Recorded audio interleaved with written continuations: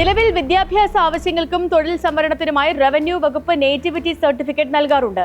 എന്നാൽ സർക്കാർ പുതുതായി വിഭാവനം ചെയ്യുന്ന നേറ്റിവിറ്റി കാർഡ് ഇതിൽ നിന്നും വ്യത്യസ്തമാണ്. കേരളീയർക്ക് മാത്രമായി ഒരു പ്രത്യേക ഡിജിറ്റൽ തിരിച്ചറിയൽ രേഖ നൽകുക വഴി സംസ്ഥാനത്തെ ക്ഷേമ പദ്ധതികൾ കൃത്യമായി അർഹരിലേക്ക് എത്തിക്കുക എന്നതാണ് സർക്കാർ ഉയർത്തുന്ന വാദം.